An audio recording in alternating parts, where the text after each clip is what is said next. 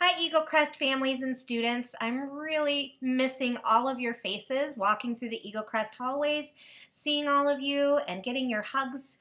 But I'm excited to read some stories to you while you're at home.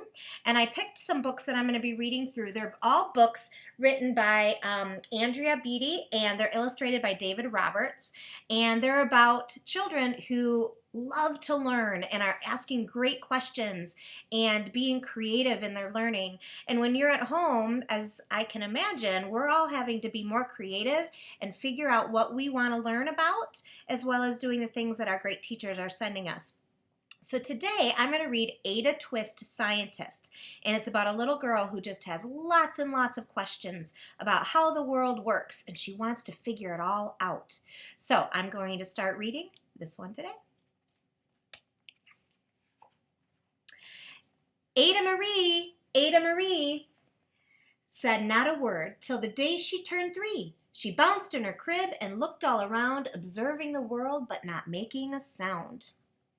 She learned how to climb and made her big break with a trail of chaos left in her wake. She ran through the day chasing each sound in sight and didn't slow down till she conked out at night. Her parents were frazzled, but tried not to freak as Ada grew bigger and did not speak. Clearly young Ada, with lots in her head, would have something to say when it ought to be said. So she's only 3 years old, but she's got lots of learning that she's already doing.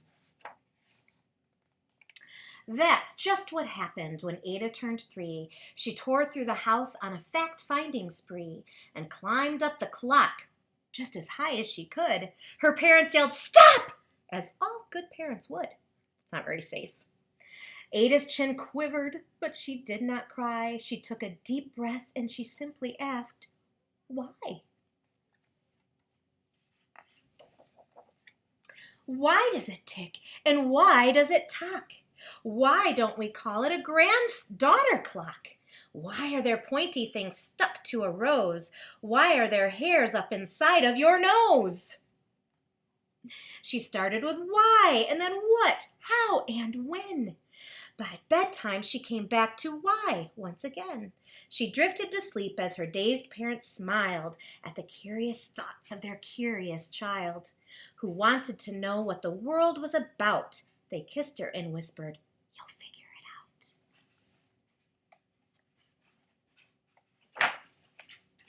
Her parents kept up with her high-flying kid, whose questions and chaos both grew as she did.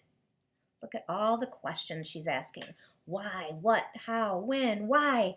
Good learners always ask questions, and then they try to figure out the answers. They ask grown-ups the answers, or they go on the computer and find the answers. They read books to find the answers. Lots of good things to ask.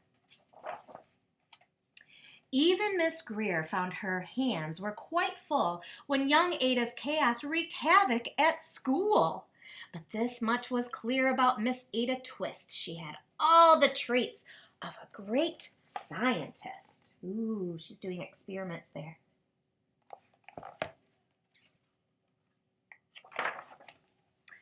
Ada was busy that first day of spring, testing the sounds that make mockingbirds sing. When a horrible stench is a really bad smell, when a horrible stench whacked her right in the nose, a pungent aroma that curled up her toes. "Whew, zowie," said Ada, which got her to thinking, what is the source of that terrible stinking? How does a nose know there's something to smell? And does it still stink if there's no nose to tell? She rattled off questions and tapped on her chin. She'd start at the start where she thought to begin. A mystery, a riddle, a puzzle, a quest. This was the moment that Ada loved best.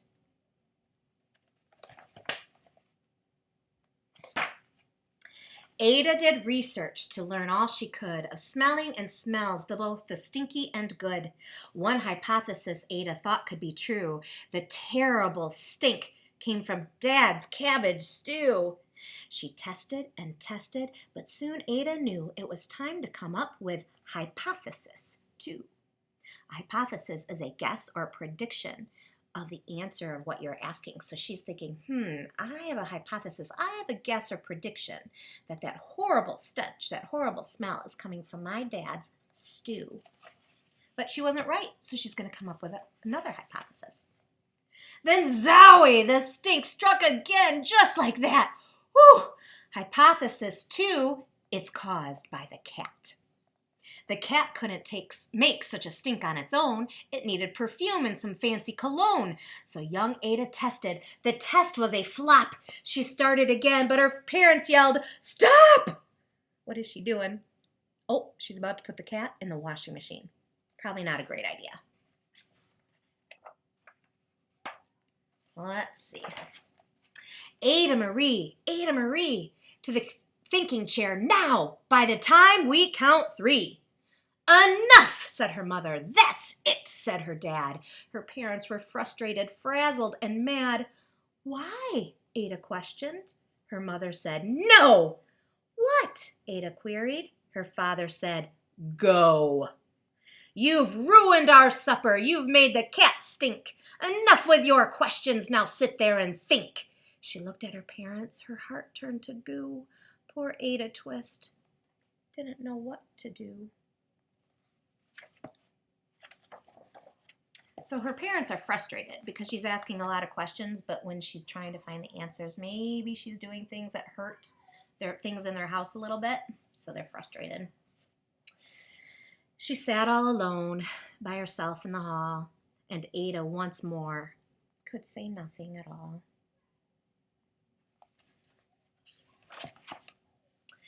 And so Ada sat, and she sat, and she sat, and she thought about science and stew and the cat and how her experiments made such a big mess. Does it have to be so? Is that part of success? Are messes a problem? And while she was thinking, what was the source of that terrible stinking? Ada Marie did what scientists do. She asked a small question, and then she asked 2. And each of those led her to 3 questions more, and some of those questions resulted in 4. As Ada got thinking, she really dug in. She scribbled her questions and tapped on her chin. She started at why, and then when, how, and when. What, how, and when. At the end of the hall, she reached why once again. Her parents calmed down, and they came back to talk. They looked at the hallway and just had to gawk. Gawk means you just go. So Ada's coming up with all kinds of questions and all kinds of hypotheses, but she's drawing on the walls. When you're at home these few weeks, don't draw on the walls, but still ask really good questions. Her parents are gawking, going, "Oh my goodness." No patch of bare paint could be seen on the wall. The thinking chair now was the great thinking hall. They watched their young daughter and sighed as they did.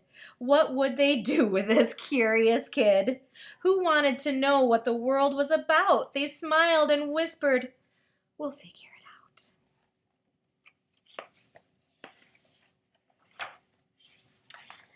And that's what they did, because that's what you do when your kid has a passion and heart that is true. They remade their world. Now they're all in the act of helping young Ada sort fiction from fact. She asks lots of questions. How could she resist? It's all in the heart of a young scientist. And as for that smell, what can Ada Twist do but learn all she can with her friends in grade 2? Will they discover the stink that curls toes? Well, that is the question. And someday, who knows? The end. So when you're home these next couple of weeks, I encourage you to ask lots of questions. Ask your mom and dad, how can you find those answers? Maybe they know them. Maybe they can help you find them yourselves. So be a good learner. Enjoy your time with your family. Rest, stay healthy, but keep learning. We'll see you soon.